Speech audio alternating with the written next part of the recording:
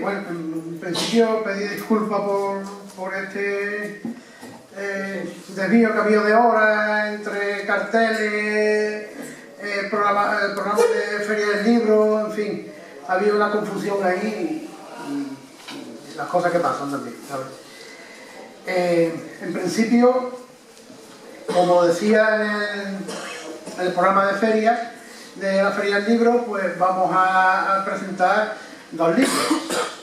Uno de aquí de mi compañero Marco González Sedano y el mío de Dolor. En principio vamos a presentar este primero de Marco González Sedano.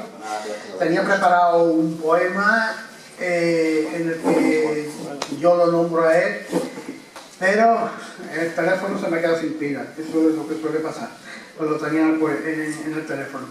De todas maneras, lo que venía a decir este poema es lo siguiente. Yo he querido traer aquí desde hace ya mucho tiempo a una serie de personas, algunos de una serie de personas que existen aquí en Andalucía y que están intentando y consiguiendo recuperar lo que es la historia de Andalucía, que la historia de Andalucía la tenemos prohibida. Si os dais cuenta, en los colegios no se estudia una parte grande de la historia de Andalucía. Del siglo 711, que es el siglo VIII, del siglo VIII hasta 8 siglos después, ese apartado nunca se estudia en los colegios. Ese apartado es como si eso no fuera historia, o como si eso no fuera historia nuestra. Parece que vinieron otra gente, yo no sé dónde, vivía aquí. Venga, hombre, de Arabia, dice que vinieron gente de Arabia, y en Arabia hay alguien. Si no hay nadie ni ahora, antes ya ven. O cuando hablan de la repoblación, que repoblaron Andalucía con gente de Castilla. ¡De Castilla! En Castilla hay alguien. Si aquello es un solar. En fin, esas cosas que nos han ido metiendo durante mucho tiempo, ¿no? y que no es verdad. O sea, nos han llenado la historia de mentiras y nos han recortado la historia nuestra y no conocemos nuestra historia. Por eso cuando pasa, por ejemplo, en Cataluña, ¿no? Y los catalanes defienden su territorio, defienden su cultura, defienden su identidad. ¿Por qué? Porque la conocen, porque la han estudiado. Los vascos les pasa lo mismo, porque la conocen, porque la han estudiado. Y nosotros decimos, hay que ver, nosotros con lo que somos los andaluces, para acá, para allá, esto, lo otro, para allá. Y después no somos capaces de defender nuestra cultura, nuestra identidad. No tenemos un partido andaluz fuerte, para acá, para allá. Es que no conocemos nuestra identidad, es que nos la hacen recortar. Entonces hay una serie de personas que se dedican a eso, ¿no? A recuperar nuestra historia, nuestra identidad y enseñarla y mostrarla. Entre eso está Isidro Moreno, está Antonio Manuel, que hace poco lo estuvimos viendo, Pedro y yo fuimos a Cabra a ver a Antonio Manuel, Pura Sánchez, ayer estuve yo con Pura Sánchez en Málaga,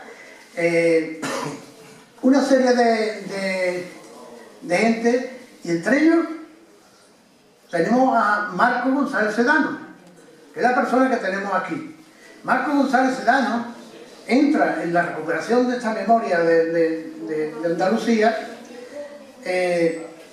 por la poesía. Entonces, ahí es donde está el enlace conmigo. Marco escribe casi en la misma línea que yo. Se pueden confundir las técnicas, se pueden confundir muchas veces incluso la temática, no solo Marco, después hay también por ahí Paco Dobla. Somos tres que nos identificamos mucho en la forma de escribir, pero Marco se centra sobre todo en ese apartado tan desolado que es la historia de Andalucía, cuando Andalucía era lo más grande que existía en el mundo. Y lo más grande no por grande, ahora dice, en Nueva York, la capital del mundo. Vale, pero fijarse Nueva York al imperio que pertenece, y cuando Córdoba era la capital del mundo, fijarse al imperio que pertenecía a Córdoba, ¿no? A un imperio donde la sabiduría, donde la ciencia, donde la cultura, donde la luz brillaba. Cuando en todos los sitios, o en los sitios donde nos rodeaban, estaba la media, la oscuridad, aquí había luz, aquí había luminosidad. Esa época es la que nos trae Marco en poemas, en explicaciones, en prosa, y nos viene a reflejar en este libro que yo me voy a callar y Marco os lo va a presentar. Nosotros tenemos algo que no existe en otros pueblos de la península ibérica, y ese algo que es dinámico, que es soñador, que lleva un contenido muy grande de dignidad. Ese nos lo aporta la cultura andalusí. Y digo que llega a nuestros días porque nuestra madre, cuando hace unas lentejas, pues la está haciendo como se hacía hace 900 años, 1000 años, desde el siglo VIII para acá. O cuando hacemos un salmoreo, pues lo hacemos como se hacía hace 1000 años, no hay otra, ¿no? Era muy importante para mí sacar este libro, porque yo llevo toda mi vida luchando socialmente, y pensaba que, igual que los otros compañeros, que José, que Antonio Manuel, en otro nivel Isidoro Moreno, Manolo Delgado Cabeza, Douglas, Silvia, que otra mucha gente que está por ahí, pues que o tenemos una base, o tenemos una buena base, o es difícil avanzar en todos los campos. En todos los campos. Desde el personal al colectivo. Desde lo económico a lo político y lo cultural. ¿Cómo un pueblo puede tener una estructura como pueblo si le quitan 800 años de su historia, y justamente los 800 años que más luz le da a ese pueblo a la humanidad entera? A la humanidad conocida en ese momento, y al descubrimiento de América también, porque lo que sale de aquí son andalusí. Los que repueblan América, los que van para allá, son los moriscos nuestros. No podía ser de otra manera. Entonces, el irnos al alma de Andalucía, era intentar recuperar la memoria de las poetas y de los poetas andaluces.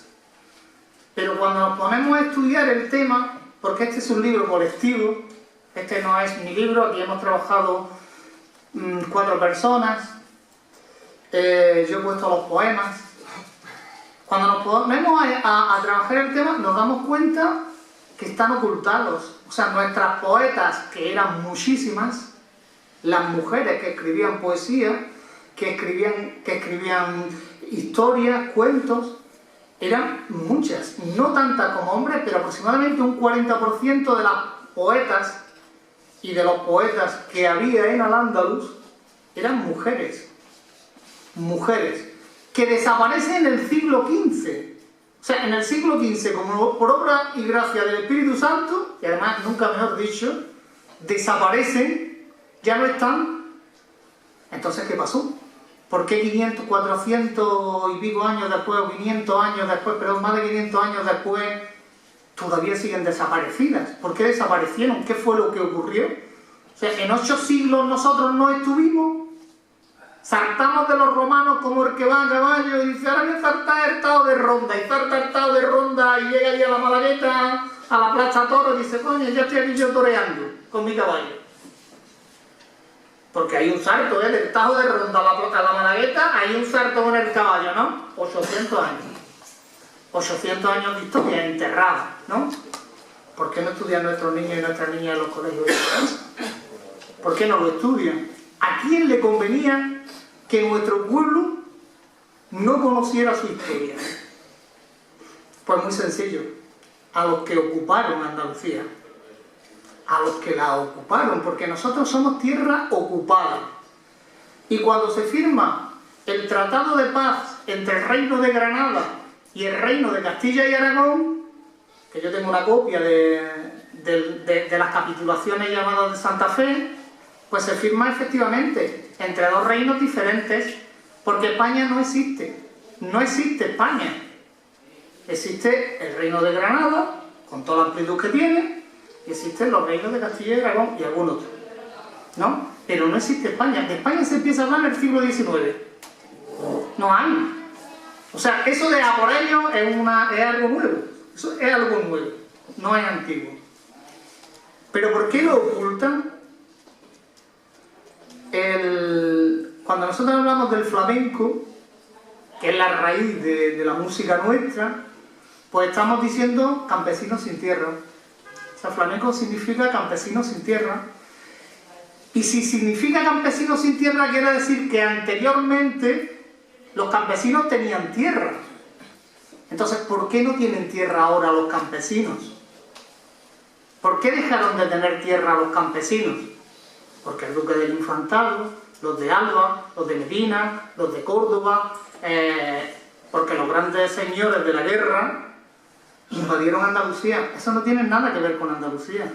Invadieron Andalucía. ¿Pero por qué invadieron Andalucía? ¿Por qué invadió Sevilla el rey Fernando con los navarros? Para robar. Para robar.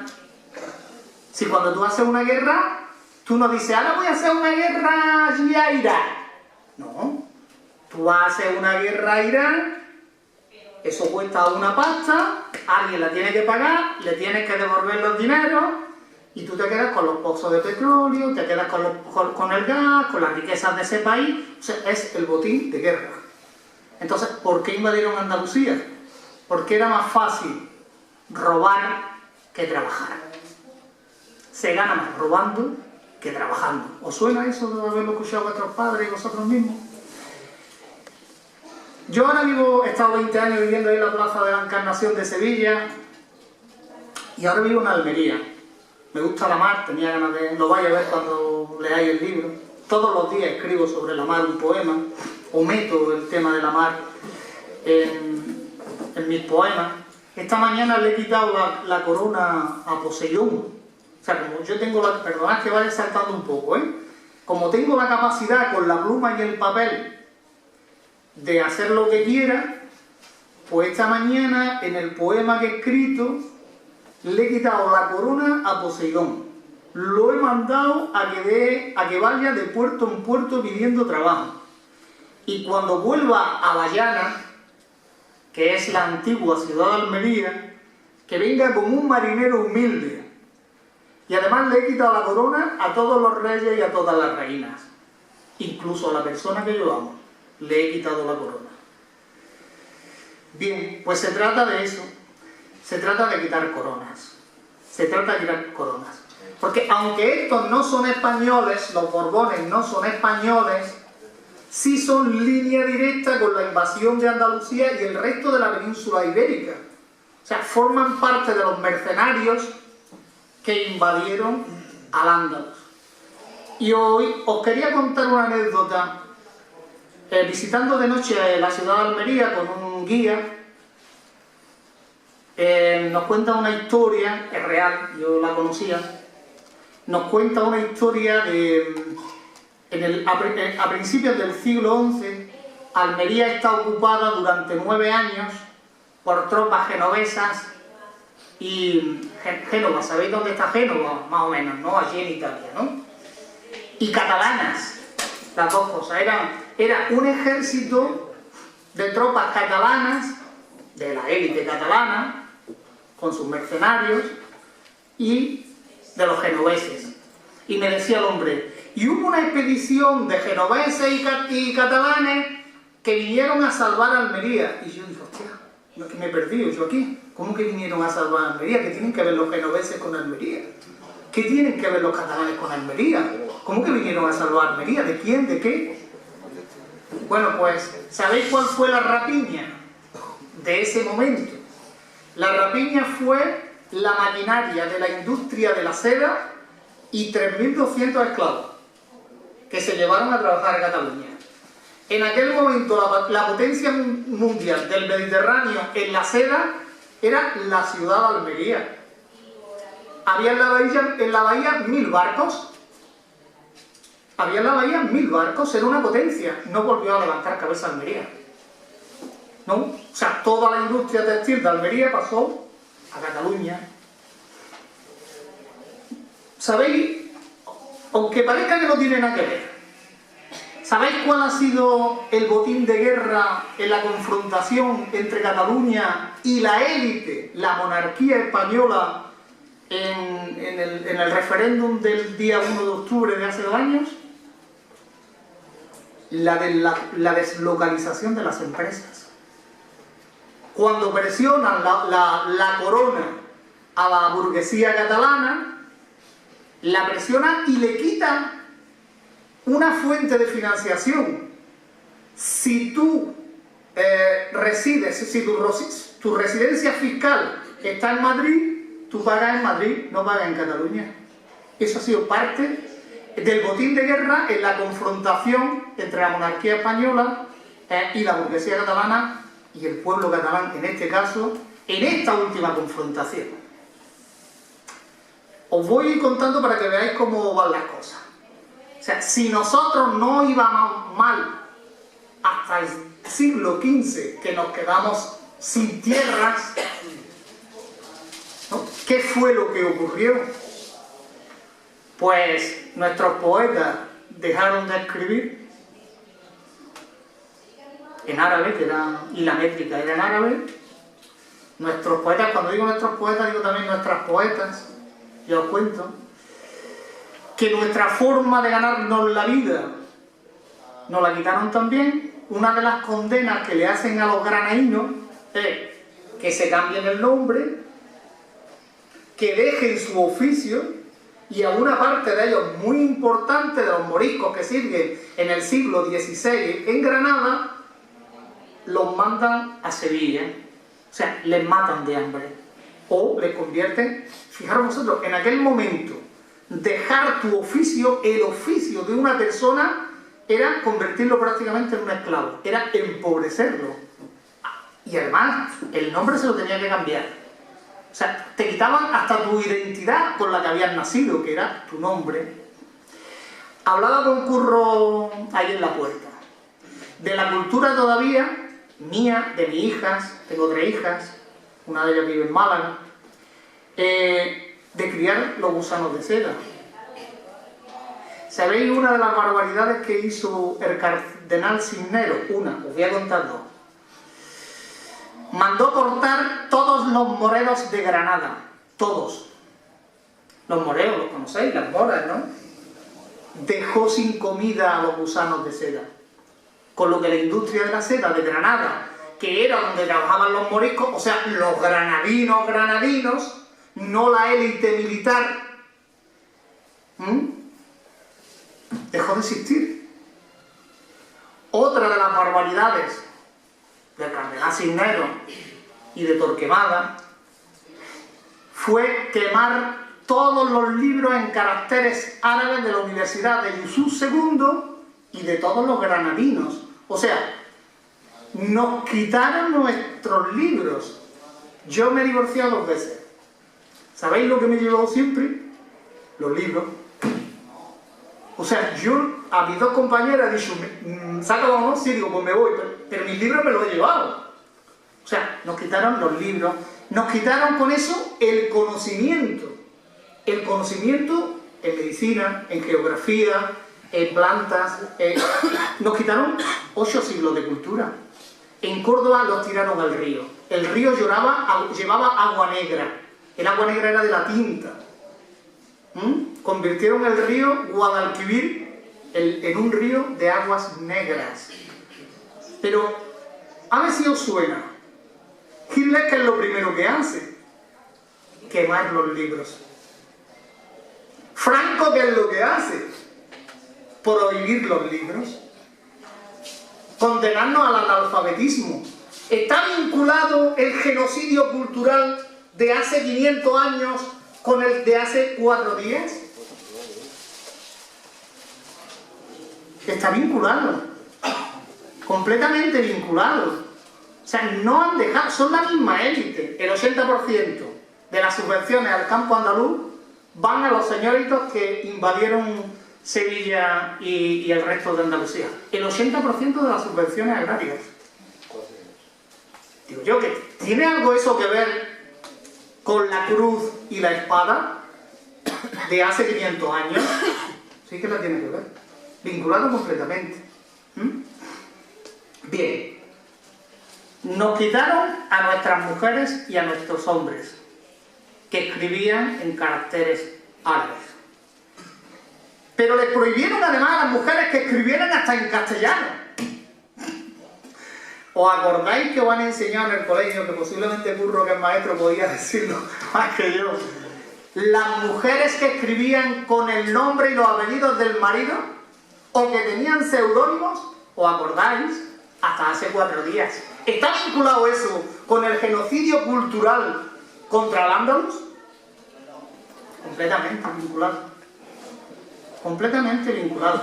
O sea, las más afectadas en el proceso de invasión cultural y de genocidio en aquel momento y hasta nuestros días, hasta hace 4 días y yo creo que hasta hoy, son las mujeres.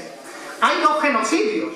Uno, que es un genocidio cultural, y otro, que es un feminicidio. ¿Os suena algo que en este país casi todos los días muera una mujer? ¿Por qué cuando hablamos de la represión del siglo XVI, o sea, después de la invasión de Granada, por qué cuando hablamos de la pira, porque ellos se dotan de un brazo ejecutor? O sea, el reino de Castilla y de Aragón se dotan de un brazo ejecutor político y militar, que es la Inquisición. 435 años. No desapareció hasta 1956. Pero en España estuvo ejecutando hasta 1835. ¿Y sabéis a quién ejecutó? Ejecutó a un maestro de escuela valenciano porque enseñaba a los niños a pensar. Se le hace el juicio a un maestro porque enseña a los niños a pensar. Pues sobre todo esto se construye el Estado moderno de a por ellos. A por ellos. Nuestro trabajo ha sido un trabajo de intentar recuperar la memoria de esas mujeres y de esos hombres.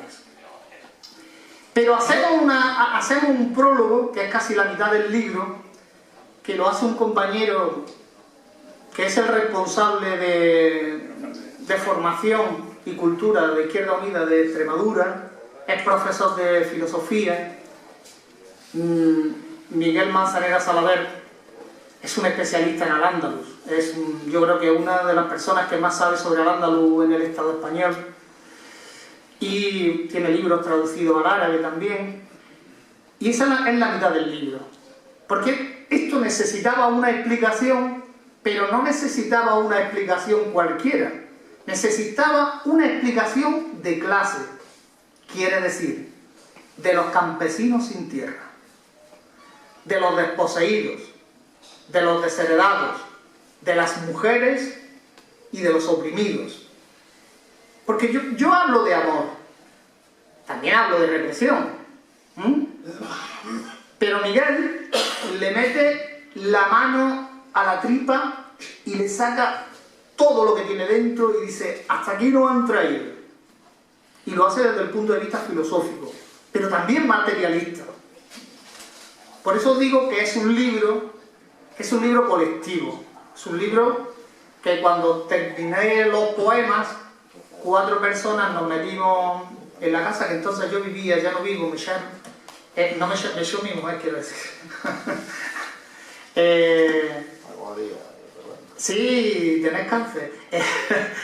me fui, nos metimos allí 4 días, 7 días realmente. El diseño es de Jacinto Gutiérrez, es uno de los mejores diseñadores del Estado español. Él es granadino, pero lleva casi toda la vida vamos, por lo menos los últimos 35 años en Sevilla. Es el diseñador de todos los carteles y toda la propaganda que se suele hacer en la Plaza de Toros de Ronda, o de Sevilla, o casi de todas las caballerizas del Estado español. Pero él es un hombre de izquierda, muy de izquierda, y le ha hecho este diseño y le ha puesto el peso al libro. O sea, es un libro que se puede tener en la librería. O sea, lo puedes tener allí puesto porque es un gran diseño de libro y está bien costeado en papel y en diseño. Y después yo creo que la poesía que lleva es grata. Es grata. O sea, si la lees, pues seguramente el que la ha escrito ha sacado su lado andalusí. Yo soy de la Alpujarra de Granada, mi padre eran campesinos sin tierra, mi padre y mi madre. Nos la quitaron cuando los fascistas ganaron la guerra en 1939, nos quitaron las propiedades que teníamos. Era fácil robarnos, era fácil, nos pusieron una multa que no podíamos pagar, que no podían pagar mi abuelo en aquel momento, y como no podíamos pagarla, nos la quitaron. A mi abuela la pelaron a rapa, le dieron, y a mis tías las pelaron a rapa, le dieron aceite de ricino, y al hermano de mi padre le fusilaron y está en la fosa del Carrizal en Órgiva enterrado junto, creemos que a unas 3.200 personas. Creemos que es la fosa mayor de toda Andalucía, porque además de coger a la gente de la Alpujarra, utilizan también la desbandada de Málaga, o sea, la gente que pillan ellos de allí, y también la matan y la meten por allí en esa fosa. Es feminicidio. Feminicidio consciente. Lo que hace el poder en el siglo XV, del siglo XV en adelante, hasta el franquismo y hasta nuestros días. Porque nosotros siempre hemos hablado, cuando hablamos de la pira, que era donde quemaban a la gente, hablamos de las brujas. ¿Os habéis dado cuenta? Decimos, las brujas las quemaban en la hoguera, ¿a que no decimos los brujos los quemaban en la hoguera? ¿Por qué? Porque la mayoría eran mujeres. ¿Y sabéis por qué la mayoría eran mujeres? Por dos causas. La Inquisición utilizaba, por una parte, el tema de la religión. Nosotros hemos contabilizado aproximadamente que en Al-Ándalus hay unas 15 religiones, más o menos, 15 religiones, no solo una, no solo la musulmana. Esa era una de las causas, por temas religiosos y por temas de transmisión de cultura. Por temas de transmisión de cultura. Pero ¿quién transmite la cultura? ¿Quién es quien nos enseña? Si nuestro padre está en el campo, ¿quién está en la casa trabajando? Nuestra madre. Pues, como seguían transmitiendo la cultura de Al-Ándalus, porque las cosas tú no las puedes cortar así, decir de aquí para acá ya no existe nada, tú puedes prohibirlas, pero si las llevamos dentro, seguimos caminando con ellas, hasta hoy. Hasta hoy. Pues por eso también mataban a las mujeres, o sea, se quemaba a las brujas, que eran las que más conocimientos tenían, las que se habían quedado con el conocimiento oralmente, las que se habían quedado con el conocimiento oralmente, porque habían quemado los libros. O sea, reivindicar a Al-Ándalus es también reivindicar la figura de la mujer. No cuesta nada matar a una mujer. Si han estado 500 años matando mujeres en la tira. Si hasta Franco, nosotros teníamos, los hombres, teníamos que firmarle el papel a nuestra mujer para que saliera una cartilla en un banco, o para darle permiso para trabajar. Pero ¿quién era Franco? El de la cruz y la espada. El de la cruz y la espada. O sea, está conectado. Está conectado. ¿Cuál sería hoy nuestro objetivo? recuperar la memoria de aquellos hombres y mujeres, porque al recuperar la memoria de aquellos hombres y de aquellas mujeres, estamos recuperándonos a nosotros mismos hoy. Pero eso cuestiona la monarquía española. Porque si la monarquía española se construye sobre el robo, el asesinato, la represión, la incultura, ¿sobra la monarquía española? Sobra, es fácil. Por deducción, ¿por qué no han convertido a Andalucía en un pueblo de analfabetos culturalmente? Porque negar los 800 años es convertirnos en analfabetos culturalmente. Fácil. Andalucía es el corazón de España. Sin Andalucía, esta España de hoy, la de robar, la de matar, la de invadir Libia, la de invadir Irak, la de invadir Afganistán, la de permitir que un Shigri Shanka esté intentando dar un golpe de Estado en Venezuela, la que forma parte del ejército imperial estadounidense, que es la OTAN, está en cuestión, estaría en cuestión, porque no han avanzado Vox ni el PP en el País Vasco. Cero cartón. Cero cartón los dos. Porque han sacado solo un concejal Vox en Cataluña y un diputado en Cataluña Vox y un diputado el PP. ¿Por qué? ¿Por qué? Ahí falla algo, ¿no? O sea, ¿qué es lo que falla entre pueblos que tienen identidad, una identidad fuerte, y los pueblos a los que nos han inducido, no es propia de nosotros, una incultura españolista? Es fácil, porque tienen una identidad propia. Eso no quiere decir que estemos juntos con ellos o que no estemos, ese es otro debate. O sea, nos lo han inducido, ¿no? Voy a ir terminando que mi escota está. Yo creo que hay dos cosas que si se lee el libro conscientemente tenemos que afrontar.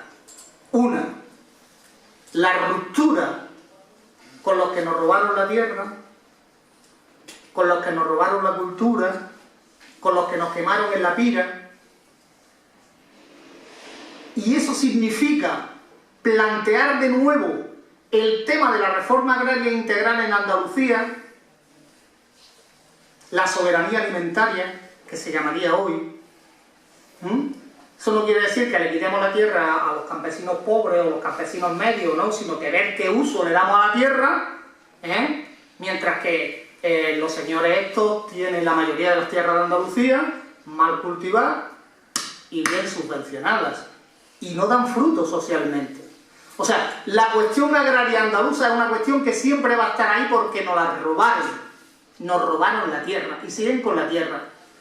Y otra cosa que se tiene que quedar encima de la mesa es el tema de la monarquía española. Eso se tiene que quedar encima de la mesa. No nos sirve la monarquía española, porque son herederos de aquello. Pero lo que yo estoy planteando es algo serio que plantea un libro de poesía. No asesinar a las mujeres, no asesinarlas, y hacer justicia social y cultural. Puede ser el libro. Voy una semana, la semana que viene estoy en Córdoba, en la biblioteca Al-Ándalus de Córdoba, explicando esto. El día 7, el día 8 estoy en Ciudad Real, en una tetería cultural. Y el día 15 me voy a Cataluña y la primera conferencia la voy a dar sobre cultura andaluza y el libro en La Floresta, que es en un centro cultural que se llama La Floresteca. Al día siguiente, el día 17 doy una conferencia y hablo de cultura andaluza con la presentación de este libro en la Biblioteca de Barcelona, que para mí es un honor, eso es muy importante para mí. Y el día 18 lo presento en un centro cultural muy importante, es en el Ateneo Libertario de Gracia, que será el Ateneo Libertario más importante que hay en la península ibérica, y posiblemente uno de los más importantes que hay en Europa. Nosotros tenemos bastante que ver, aunque yo no sea anarquista, pero el movimiento campesino andaluz sí fue anarquista, y a nosotros nos quedó de eso lo que es la asamblea. Discutir, hablar de las cosas entre los amigos, entre los vecinos, entre la familia, en la asamblea. O sea, decide la asamblea. Y bueno, pues este humilde hijo de campesinos sin tierra, andaluces, pues tiene la responsabilidad de ir a esos lugares e intentar dejar a nuestra tierra lo mejor que pueda. Os leo dos poemas. Uno a Abderramán I, y es un poema de amor. Tomad una rosa. Tengo rosas blancas, rojas y amarillas. Me gustan las gentes sencillas, caminar por las orillas del río y de la mar.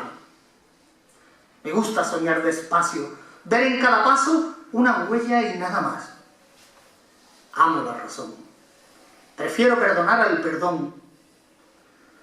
Amar a ser amado. Soy hombre de pecado. Peco si hay que pecar.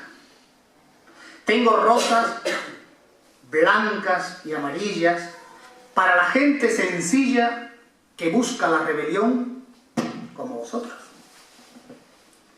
Ese es el primer poema. Y el segundo poema es un poema que cierra el libro. Es de un amigo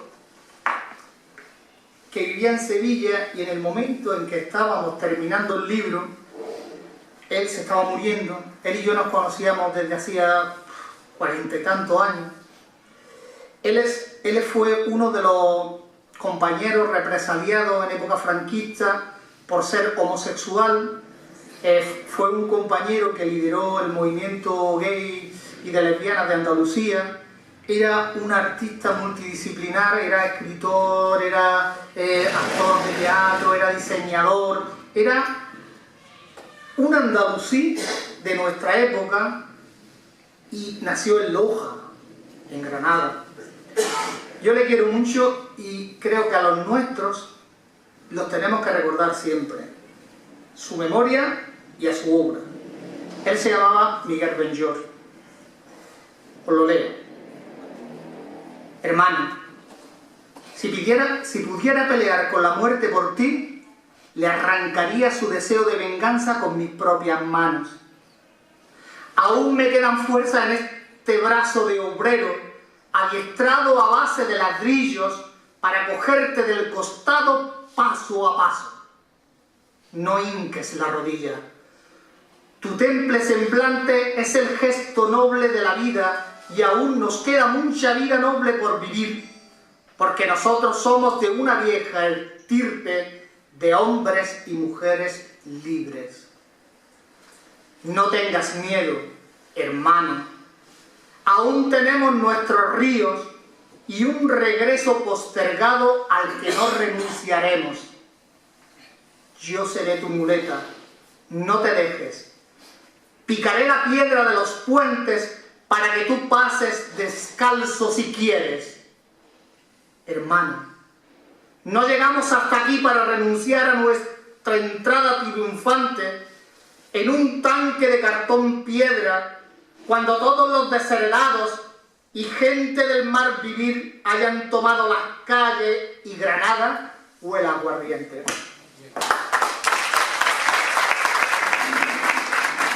Vamos a proceder a presentar ya mi libro, y entonces pues me lo va a presentar una persona que vaya a decir, coño, te ha buscado al alcalde. No, me he buscado un amigo mío de siempre, de chico, que cuando yo empecé a escribir, empecé a publicar los primeros libros, al principio ni los presentaba, porque aturullado publicado un libro, todo eso, ¿no? Pero cuando ya le cogí el gustillo, pues empecé a presentarlo, y la primera persona que a mí me acompañó con la guitarra en una presentación de un libro, que hicimos varias, aquí hicimos una en Albatro, me acuerdo, en Albatro, presenté yo uno de mis libros, no me acuerdo cuál, porque ya hace mucho tiempo, y allí me estuvo acompañando Paco con la guitarra, y lo hice también junto a un cantador de aquí de Campillo, que era Curro Sevillano. Curro Sevillano cantaba, además de escribir, además de poeta, Curro Sevillano cantaba y cantaba muy bien. Y aquella noche ahí en el Albatro, pues Paco nos estuvo tocando la guitarra, a mí recitando y a Curro recitando y cantando. Entonces, por eso, después Paco, además de aquello, me ha hecho varios prólogos de varios libros. O sea, varios de los libros que yo tengo, los tengo prologados por Carrasquito, que no puede estar aquí hoy porque está en Cataluña. Carrasquito chico, el otro día está aquí. Y otro prologado por Paco, así que no es aprovecharme de que hoy Paco va a alcalde, sino que es que quiero tener aquí a un amigo mío que sabe que ha leído mi poesía y que entiende de mi poesía. Entonces, Paco, yo te pido que vengas aquí. Porque a pesar de la afonía que tengo, creo que yo tenía que estar aquí hoy con Escota. Y bueno, es una oportunidad que, como ya él ha dicho, aunque mi voz no sea esta, pero creo que hablando bajito voy a poder presentar su libro, que a mí me hizo mucha ilusión. En primer lugar, quiero agradecerle tanto a Escota como a Marcos su propia contribución a la Feria del Libro, que está aquí también la concejal María Isabel Domínguez, y también agradecerle el que me haya dado la oportunidad de presentar este libro, un libro potente, un libro muy importante, que se llama Dolor. Como ya ha dicho él, también tuve el privilegio de prologar 2 libros suyos en otro contexto de poesía social, de poesía reivindicativa, que fueron De la sombra a la violencia y La rebelión de los niños muertos, que además lo presentamos aquí y en otros pueblos, en Casa Bermeja, creo que también presentamos otra vez. Cuando Escota me plantea la presentación del libro, yo le dije que sí, evidentemente no podía ser de otra manera, pero después, hasta el día de hoy, me ha preguntado en varias ocasiones si lo había leído, o mejor dicho, la pregunta textual era ¿cómo lo llevas? Y claro, a falta de tiempo, yo fui muy honesto, le dije, todavía no lo he empezado. Y él me dijo, pues como te lo leas de un golpe, te vas a enterar. Y así ha sido, me he enterado. Ha sido de un golpe, pero además estoy agradecido de que haya sido de un golpe. El libro, cuando él me lo dio ya hace tiempo, lo coloqué en un sitio de mi casa para verlo. Eso ha sido lo primero que hice, ponerlo en un sitio para verlo y para cuando pasara por allí, que el libro me despertara las emociones con el lenguaje que el libro me quisiese hablar. Y estoy agradecido porque es un libro que realmente me ha conmovido. Y me ha conmovido mucho, y me ha revuelto mucho por dentro. Como estoy seguro de que las personas que lo lean les va a remover y mucho. Pero es que eso es la vida. La vida precisamente es eso, es revolución, es conmoción, es pasión. Y por tanto este libro tiene una parte muy importante, aunque en la palabra que compone su título no lo parezca, de vida. Por cuestiones de tiempo lo empecé ayer por la tarde y solamente me dio tiempo a leer un poema. Y esta mañana me levanté muy temprano y empecé a leerlo. Pero antes de leerlo, lo puse encima de la mesa y lo observé. miré su portada y lo primero que me llamó la atención, que aquí lo veis, es el color, el blanco y el negro, el yin y el yang. Es decir, que ya el libro, la portada de este libro me estaba transmitiendo que iba a ser un libro duro, pero que sin duda iba a sacar de él sensaciones muy positivas, simplemente mirando la portada. Y es un libro que, a pesar de que es pequeñito en su grosor, para mí es un libro muy grande. Y voy a explicar por qué, aunque solamente estoy ahora en la portada y no quiero utilizar más tiempo que el autor, pero creo que es necesario al menos trasladar las impresiones que a mí me ha dado el libro en su totalidad. En segundo lugar, el color general, el que predomina en la portada, que es el negro. Inmediatamente lo que se me vino a la cabeza fue a Lorca, al romance de la pena negra, ese romance desgarrado, que es una demostración, como también ha dicho Marcos, de nuestra cultura andaluza, cuyo dolor y el luto y la pena se representa con el negro. Entiendo que quien ha hecho el diseño de esta portada ha buscado ese efecto y desde mi punto de vista lo ha conseguido. Pero para mí, aunque se ve menos, la imagen que tiene más fuerza es una persona que está en una posición de dolor, de sufrimiento, en una posición fetal, de desolación, de llanto, de desesperación, que todos alguna vez hemos sentido cuando estamos mal. Y que además esa posición fetal nos recuerda a algo que también aparece en el libro. Y eso a mí me lo produjo solamente la portada. Nos recuerda a la mujer más importante que hay en nuestra vida, que es nuestra madre. Y esto para mí ha sido fundamental, porque ha sido la persona que nos ha tenido en su seno y nos ha transmitido todo su saber en el ADN en los 9 meses que hemos estado junto a ellas. Terminé con la portada y esas son las sensaciones que me produjeron y me fui a la contraportada, la cual ha escrito una breve sinopsis el profesor, poeta y amigo Cristóbal Carrasco, que habla de los 4 temas fundamentales en los cuales el libro transcurre, que son el amor, la negación del amor, el desamor, la mentira, la soledad y la muerte. Y todo ello se resume en el título del libro, que es la palabra dolor. Pero una vez que ya terminé con la portada y con la contraportada, me fui al interior y empecé con el prólogo. Digamos que en pocas horas lo he empiezado. Y creo que el prólogo hace una definición, para mí, magistral de lo que es este libro. Porque Silvia Delgado, que es la prologuista, lo define como una canción solitaria de quien ya no encuentra agua limpia para limpiar las heridas.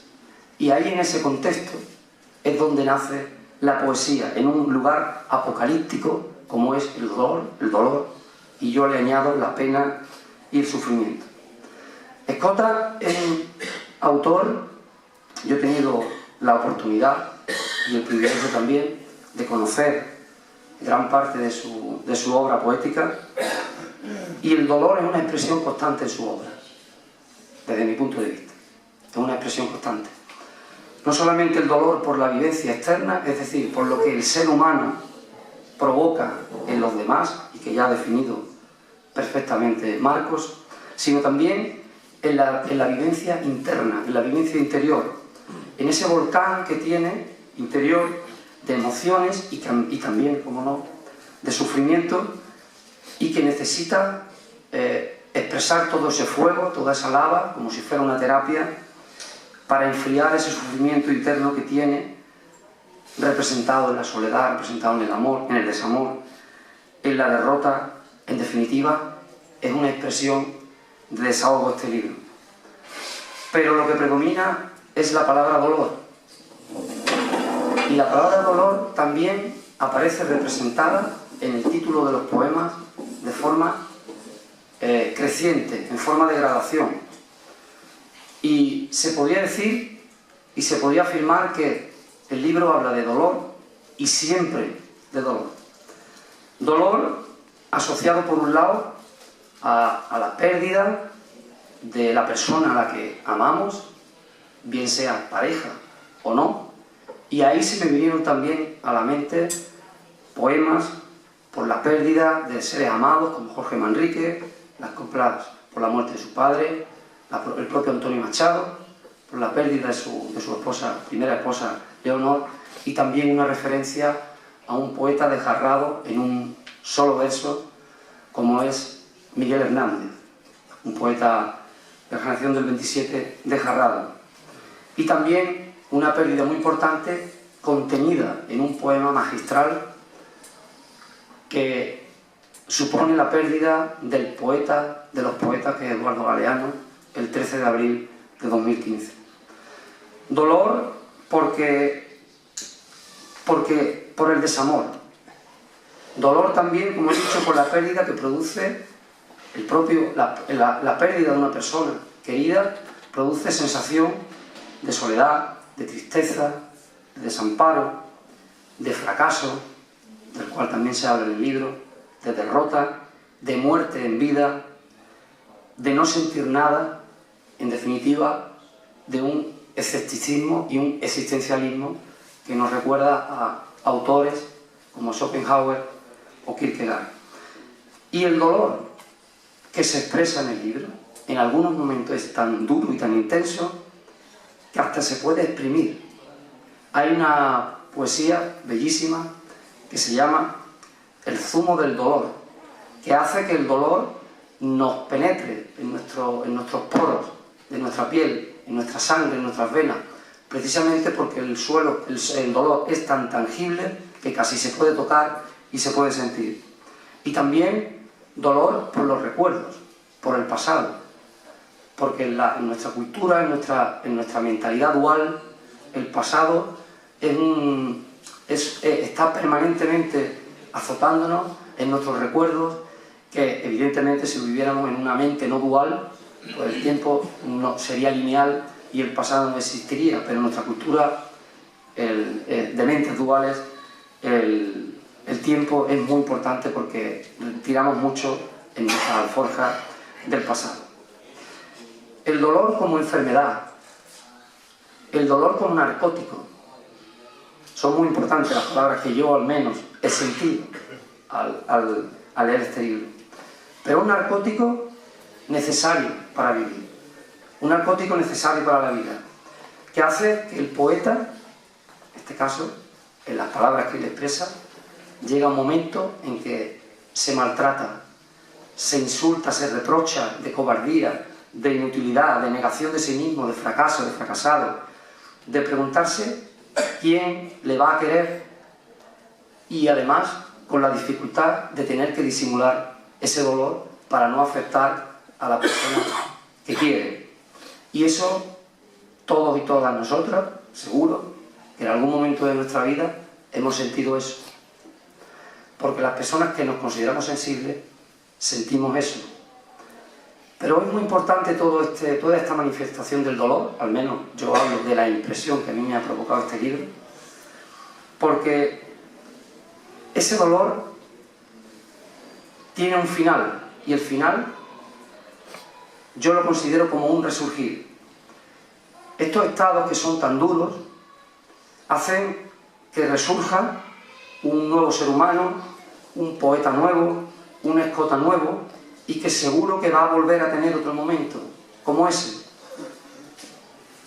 fundamentalmente por el sufrimiento que le provoca el daño ajeno a los demás seres humanos y el daño que él mismo siente consigo mismo. Pero, como he dicho, en ese resurgir seguro que nace y nacerá un nuevo escota, un escota que va a engendrar a otro libro. Y ahora me paro, porque hago una pregunta. ¿De qué estamos hablando? De vida. Estamos hablando de vida, no estamos hablando de muerte. estamos hablando de vida, estamos hablando de engendrar, al menos desde mi punto de vista. Y estamos hablando de lo que decía al principio, la conexión que me llevó otra vez a la posición fetal, en la cual, cuando sufrimos, recurrimos a ella y a vivir el amor que nos ha unido para siempre, de por vida, con nuestra madre, a la que siempre necesitamos y necesitaremos, sobre todo cuando no se tienen, para compartir con ella alegrías, sufrimientos, y que Escota también la introduce en una hermosísima poesía llamada Madre. Por eso decía que en el libro hablamos de vida. Es un libro que para mí ha significado y significa un encuentro con la vida, una expresión de vida, con sus pasiones, con su sufrimiento, con sus emociones, pero en definitiva eso es la vida. Y además un libro que recomiendo leer a todo el mundo, sí o sí, porque además de pensar que pueda ser un libro de poesía autobiográfico, que podríamos pensarlo que puede ser, pero también podemos pensar que no, además de parecer que pueda ser autobiográfico, para mi modesto entender, es un encuentro con nosotros mismos. Por eso recomiendo que lo leáis. Y me recordó a un libro que recientemente he comprado, que todavía no lo he leído, pero la portada lo recibí ayer, de un psicólogo catalán que se llama Enric Corberà, que se llama Encuentros con mi alma, un viaje sin distancia. Seguramente si hubiese leído este libro, el libro de Escota, antes de que me hubiese llegado el libro que recibí ayer, no podía estar hablando de esto. Y parece una casualidad, pero en la vida no hay nada que sea casualidad. Para mí, este libro, el libro de Escota, es un encuentro con el alma, un encuentro en solitario, un encuentro en un momento en el que se le habla al alma de tú a tú, sin distancia, como dice Enric Corberà, en una maravillosa conversación, pero una conversación desgarradora, con uno mismo. Es un encuentro con uno mismo. Y terminé el libro con una sensación de que había algo que se me quedaba atrás. Y hablo, ya digo, que en un día, todo lo que estoy contando aquí, aunque me esté extendiendo mucho, han sido las sensaciones que me ha provocado este libro. Terminé el libro cerrándolo y yéndome de nuevo a la portada. ¿Y por qué? Preguntarán, ¿por qué? Porque el libro me ha conmovido tanto que sabía que el libro encerraba algo más. Y ya lo había terminado de leer. Y no quedaba más. No quedaba absolutamente nada más. Pero se me fue la vista al título. Y prometo que esto no es inventado, es lo que he sentido. Estoy hablando de sensaciones, aunque las tengo en un papel, porque me ha dado poco tiempo a trabajarlas. Fijé la vista en el título. Y hubo un momento en el que entendí que ahí estaba la clave. De lo que yo pensaba que faltaba, estaba en el título. Y le di la vuelta a las letras. Rolot. Busqué, indagué y encontré algo que para mí fue fundamental para terminar. En la cultura celta, en la cultura gaélica. Rolot significa radar. ¿Y por qué? Ustedes dirán, ¿por qué un radar te sugiere dolor? Porque el dolor, para mí, es un radar de que algo no va bien. De que algo no va bien en el cuerpo humano y en el alma. Y es un radar que para mí, fundamentalmente, el dolor nos dice que estamos vivos. Porque sin dolor no hay vida. Así que, como decía, para mí este libro, aunque sea pequeño en tamaño, es un libro muy grande. Porque encierra cosas que para mí he descrito aquí y son muy importantes. Tenía muchas más, pero creo que tenía que resumir. Por eso recomiendo este libro para que lo disfruten y se conmuevan como yo me he conmovido, porque, insisto, está lleno de vida. A pesar de que las palabras nos pueden trasladar a emociones muy duras, pero para mí florece ante todo la vida. Y una cosa muy importante, que aparte de haberme dado la posibilidad de presentarlo hoy aquí, le agradezco el que lo haya creado, el que lo haya engendrado, porque en las manos, y estoy seguro de esto, en las manos de quien caiga este libro, tendrá un encuentro consigo mismo, un encuentro con su alma, como decía Enrique Corberá, con una distancia corta, sin distancia, tendrá un encuentro con su alma, pero sobre todo, en las manos de quien caiga este libro, le devolverá la vida. Yo cuando vi el prólogo digo, ¡guau! ¡Qué pedazo de prólogo! Esto es mejor que el libro. Después me hizo el otro prólogo, ¿cómo se llama? Yo no sé cómo se llama. La parte de atrás que me lo hizo Carrasquito, Cristóbal Carrasco Bermudo. Entonces, claro, Carrasquito me conoce a mí también como Paco, incluso hemos hecho poemas los dos juntos, poemas conjuntos.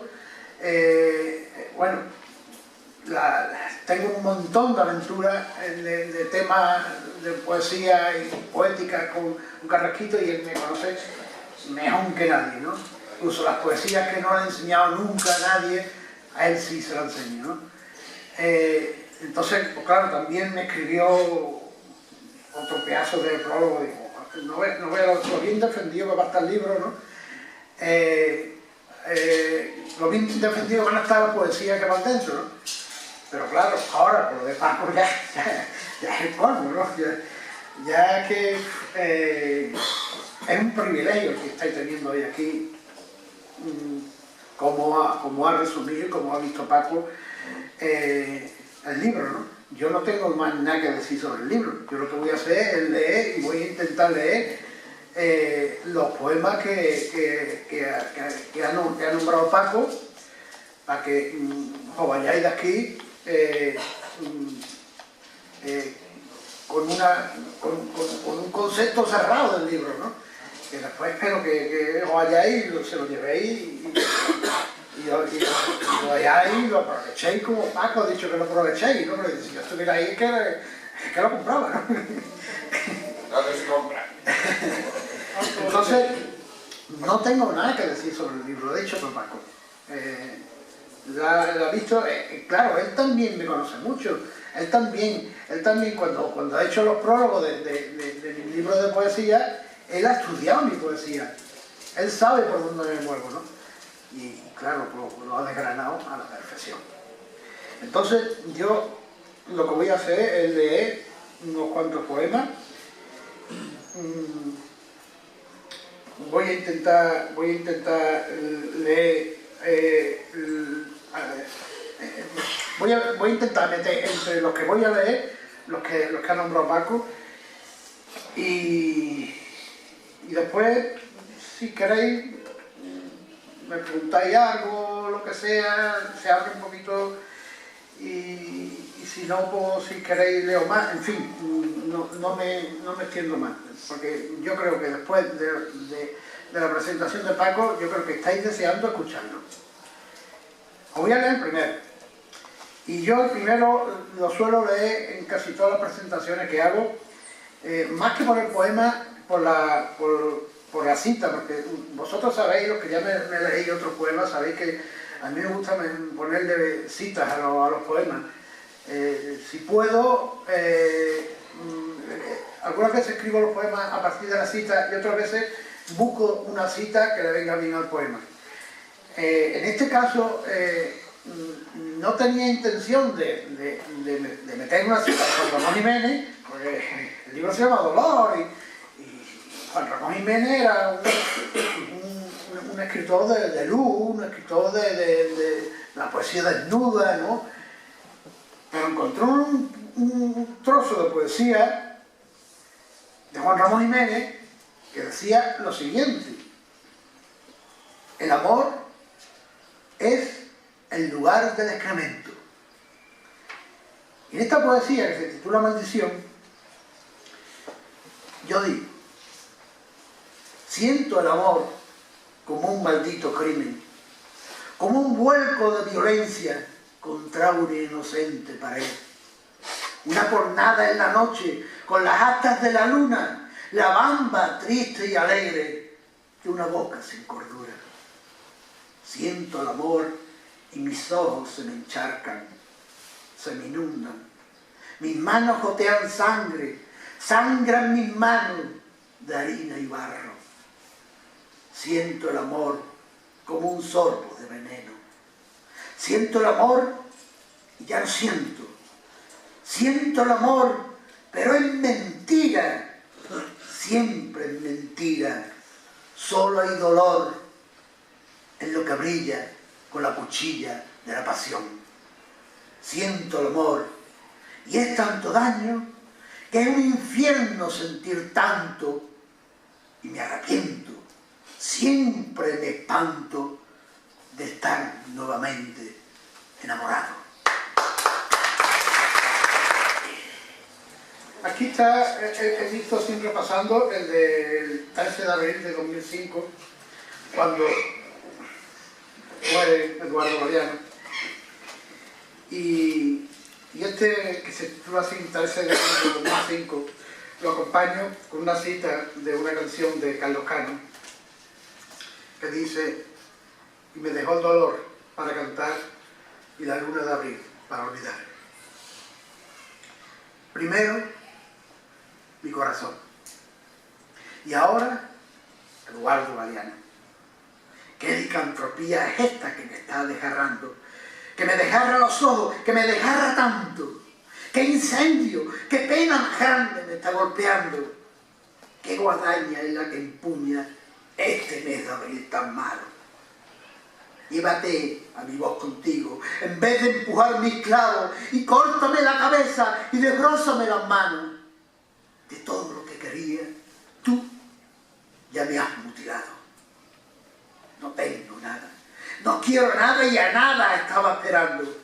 ¿Por qué sigues con mi herida alimentando gusano?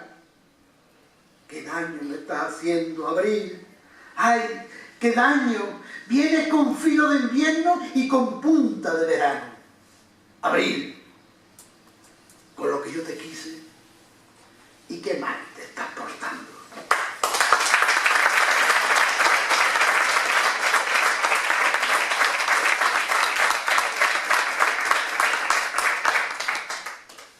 Voy a leer uno que siempre leo porque también puedo contar una anécdota de este poema. Un poema que se titula Nunca llegué a Alicante. Claro, lo acompaño con una cita de Federico García Lorca, cuando dice: aunque sepa los caminos, yo nunca llegaré a Córdoba. Este es un poema que yo escribí hace ya unos años, y que la primera vez que lo leí en Doña Mencía. Había allí un recital de poesía, íbamos varios, iba mi amigo Paco Doblas también en el recital de poesía, y entonces cuando leí este poema, Paco Doblas se me echó a llorar. Y es que Paco Doblas había vivido una historia parecida, porque esto fue después de Semana Santa. Entonces Paco, esta historia me ocurrió más o menos en Semana Santa, y a Paco Doblas en Semana Santa también había ocurrido una cosa parecida, y Paco se echó a llorar. Y decía, es que parece que lo he escrito yo, es que parece que me ha pasado a mí. Es que parece, y es que lo que estaba diciendo antes, Marco, Paco, yo, vamos a la misma onda. Se titula Nunca llegaré a Alicante, como ya he dicho. Dice: y nunca llegué a Alicante. Los caminos me esperaban con todas las piedras en pie, con las cunetas desbordantes de relámpagos y semillas, y la flor del cuchillo en fiesta. Todo trama joven, todo azar de linaje, pero no llegué a Alicante. Granada me miró de reojo, y como una niña asustada escondía sus almendros detrás de un tul de dolor. Y yo no lo quise ver, y yo no lo pude ver con estos ojos redondos. y no llegué nunca a Alicante. En Baza empecé a caer. En Murcia perdí las alas, el alfiler, las alforjas, y Orihuela no quiso asomar ni un triste afódero de 100. Llevaba ya alojada en mis entrañas 2 dagas anestésicas de hiel, mordiéndome con 2 grifos de fango en los ojos oscuros de mi alma, y no me daba cuenta de mi muerte, ni del arma letal que me ocupaba, y no me daba cuenta de mi sangre, y no me daba cuenta de nada. Me fui descomponiendo diosamente, me fui precipitando hasta la escarcha más ciega, más fría, más profunda, me fui cayendo a trozos desde el limbo y no llegué a Alicante nunca. Me quedé varado en Elche, contemplando mi corazón deformándose en el agua, diluyéndose en aceite, ahogándose quizás, ahogándose, saltando por los ojos al vacío, sin alas, sin brújula, sin latido. Sabía dónde estaba Alicante, yo lo sabía, lo supe siempre, pero ni de lejos pude leer el madrugar de sus barcos, la piel de su dinamita, el arrastrar de sus pasos. Un rayo que no cesa, por fin me partió un pedazo.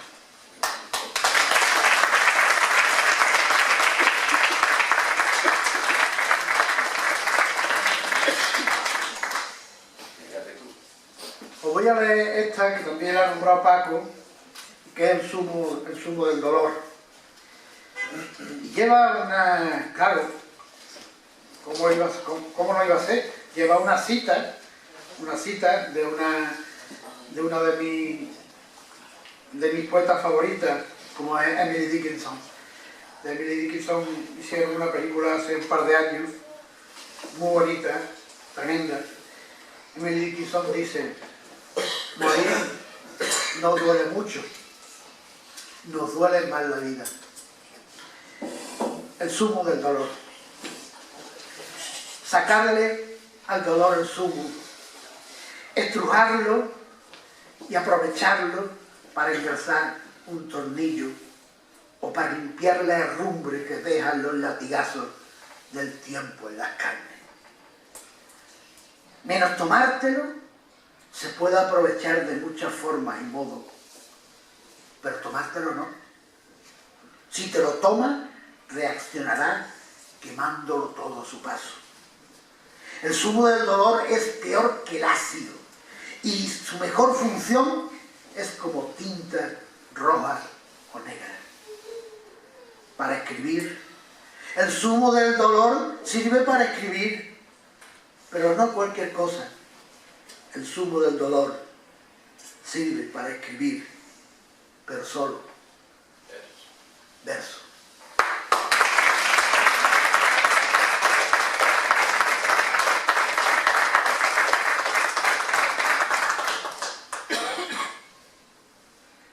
Voy a leer una que siempre leo, que ya me han dicho que es la que más gusta.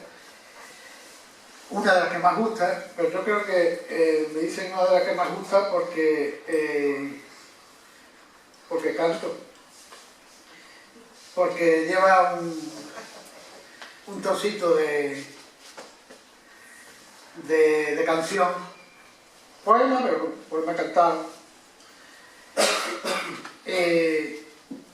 El poema, o sea, la canción escrita es de Pedro Miguel Ledo y Alejandro Sanz, pero Alejandro Sanz la cantó muy malamente. A quien la canta bien es Alba Molina, la niña de mi amigo Manuel. Y voy a intentar cantarla un trocito, viene aquí el trocito escrito, si lo digo a lo mejor no queda, pero si la canto, sí va a quedar.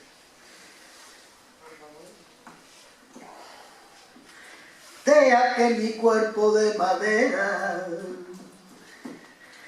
se rompa con la ola bajo el sol.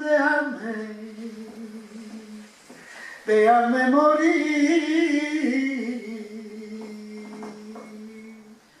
a la deriva. Y el poema se titula Moribundo. Moribundo voy de tumba en tumba. Taciturno estoy como una bestia, acercándome ya hasta los asuntos que tienen más que ver con flores muertas. Yo estoy ya acabado. ¿No lo veis? ¿No veis que ya no subo ni la cuesta? Que no me aguanto más, me desbarato. ¿No veis que tengo en venta ya mi fuerza? Me queda poco tiempo en esta jaula. Para mí se han acabado ya las fiestas. Yo soy un perdedor y ya he perdido. ¿Para qué más ilusión y más espera? Yo soy quien soy y nadie va a querer estar junto a quien huele a condena. No os preocupéis. Ya me he acostumbrado a tantos buitres que me sobrevuelan. Moribundo voy buscando un sitio para mi cuerpo frío de madera, mi cuerpo rechazado y acabado para vivir. Razones no me quedan. Estar muerto es mi afán y mi delirio. Como junto a la vela yace la cera, muerto soy más capaz y atrevido. Muerto quizás a alguien convenza. Muerto me disparo y cobro sentido cuando la muerte se sienta a mi vera.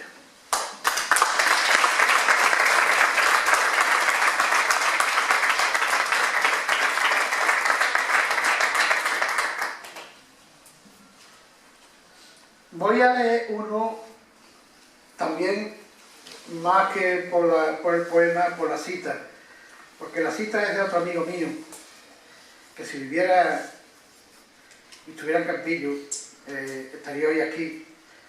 Él escribía también poemas, no ha llegado a publicar nada, algún día habría que remangarse y a ver si se le publica algo.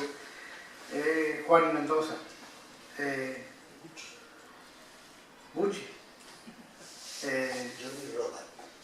J. Roland, él firmaba J. Roland, yo lo tengo aquí, también firmaba J. Roland, pero él siempre lo hemos conocido como Juani, ¿no? Y bueno, seguro que lo habéis visto por algún lado, escribiendo sus poemas y recitando también.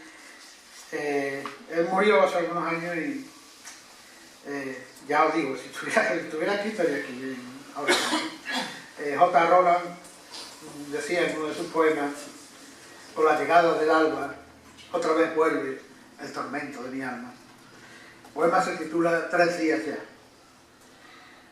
3 días con sus nubes y sus barros homicidas, llevo desangrándome de bruces, letra a letra, codo a codo, llama a llama, en los recibos del banco cobarde y despiadado y en las papeletas verdes de las últimas elecciones. En estos cementerios de persecución y miedo me obedezco y me revuelco con todas las borrascas de mi vida ciega. En estos muladales siembro mis verdades, banderas de mi fracaso. En estos cementerios compongo, pringo y arrojo dolores y frustraciones. En estos muladales todo lo deformo, lo comprimo, lo deshago, lo adultero como a bichos, hasta que todo es distinto, hasta que todo es conciso, hasta que todo es mentira. Es ahí donde me hinco, donde recobro mi ego, donde me humedezco y vuelvo a mi estado normal, a mi anestesia, a mi sumisión, a mi mentira, a mi dolor.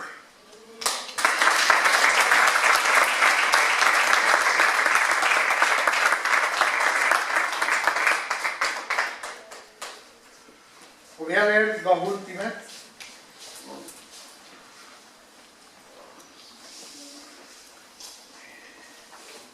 Voy a leer una que es de las últimas del libro, pero después os leo otra para terminar, que es Madre, que es la que le gustó a mucha gente. Esta se llama Butes. ¿Quién es Butes? Cuando Ulises, la Odisea, Ulises va navegando por los mares llega un momento en que la sirena que lo van a traer con sus cantos, y que las sirenas, si las escucha de cantar, pues es la perdición de los hombres, ¿no? Como la petenera. La sirena, entonces, cuando van llegando al sitio donde van a escuchar la sirena con el barco, dice la leyenda, porque es una leyenda, que los marineros todos se ponen tapones de cera para no escuchar a la sirena, pero que Ulises quiere escucharla. Y entonces le pide a sus marineros que lo aten en el mástil del barco para poder escuchar la sirena y no salir para su perdición, porque si escuchas la sirena y te vas detrás de ella es tu perdición. Bueno, pues hay un marinero del que casi nunca se habla, y es Butes, que Butes dice: nada, a mí tapones de cera no, yo quiero escuchar la sirena y a ver, y que pase lo que pase. Entonces Butes, cuando llega hasta la sirena, cuando escucha el lugar de la sirena, los cantos de la sirena, Butes se tira del barco y se pierde. A Butes le dedico yo este tema. Está adornado por un poema, un trocito de poema, de la que es ahora para mí, desde hace poco tiempo, mi poeta favorita. O sea, más que Billy Dickinson. Como veis, hay muchas poetas aquí. Hay más mujeres que hombres aquí. Y es normal. Alejandra Pizarnik. Alejandra Pizarnik dice en uno de sus poemas: una tribu de palabras mutiladas busca asilo en mi garganta para que no canten ellos los funestos, los dueños del silencio. El poema se llama Butes. Aquí, renegando de acera en los oídos, navego en el dolor como un suicida. De naufragio en naufragio, de exilio en exilio, de sirena en sirena, me fustigo en los dominios de las olas más amargas. Aquí soy el que rompe el universo de los vivos. Aquí soy ese que siempre se zambulle tras el canto, ese que se queda solo contra la espuma y el lápiz. Ese soy yo, y solo ese. Ese que reniega de la vela amordazante y preventiva, por distinto y condenado. Soy una herida al sol, bañada en sal. Soy una cicatriz de mí mismo. Dejad de perseguirme. Soy, y siempre soy, Butes.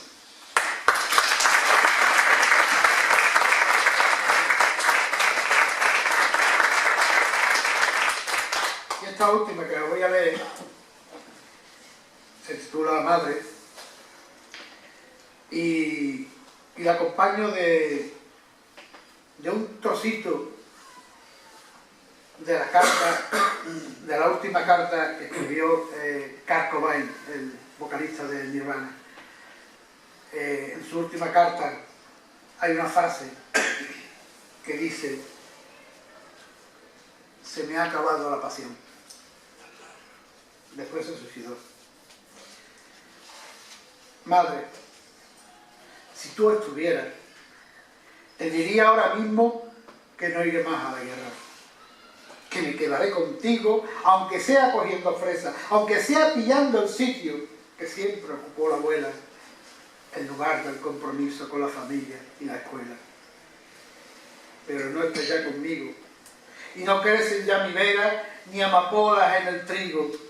Ya no canto la ranchera, ya no canto caminito, y cuando prendo otra hoguera, alguien me moja los mitos. No volveré a la guerra. El plan falló y tú te has ido, quedándome con las penas, sin cascarón ni sin nido, y una soledad llena de punzones y de vidrio. Dime ahora, en esta senda que tomé, que he cogido, ¿a quién le cuento de cerca que lo intenté y fui vencido?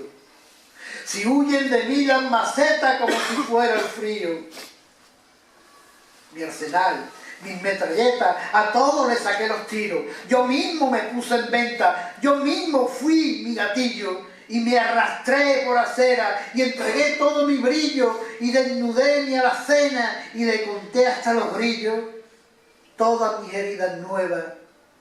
Y donde no había bolsillo, yo puse mi cartuchera siempre presta a bolsillo. Me comí muchas afrentas, me colgué de los tobillos para que alguna me viera, pero en este crucifijo nadie colgó una respuesta. O por santo o desvío, acabé en las cunetas yacente entre los lirios que velan las almas muertas. Todas se dieron el tiro, todas cerraron sus puertas, ninguna quiso mi vino, ninguna amó mi poema, ni los suyos ni los míos, y los que eran para ellas, sin crespón ni distintivo. Cuando me senté en la estera, se lo echaron a los niños como si fueran monedas o chocolate en orillo. No tuve valor para ellas. Siempre me vieron vestido con las mismas torpes prendas de un hombre triste y vencido, y condenaron mi ofrenda a la palabra amigo. Todas comieron tierra por no comerse mi anillo. En esta maldita guerra hice lo que no está escrito, pero no hubo quien me viera, ni quien me atara al castigo, para que no me persiguiera detrás de mi laberinto. Hice lo que nadie espera, lo igual y hasta lo distinto, pero no hubo manera, no hubo café calentito, solo miradas de pena y palos muy bien descritos. Nunca prendió mi candela, nunca oyó nadie el aullido de mi última cadena, y hoy he vuelto a mi retiro, vuelvo a mi luna llena. Hoy regreso a mi suicidio, ahora en soledad plena como si fuera un proscrito. Pero aquí no hay ya más cera que la del último sirio. Y ante tanta pasarela, yo prefiero mi escondrijo. No nací una noche buena, nací en el mes del hastío. Y por eso llevo en vena la cruz de los excluidos. Madre, vuelvo a mi nevera, a mi derruido castillo, a la paz de mis cadenas, tan mía como mi sino. Vuelvo a mi humilde condena, solo aquí me siento vivo.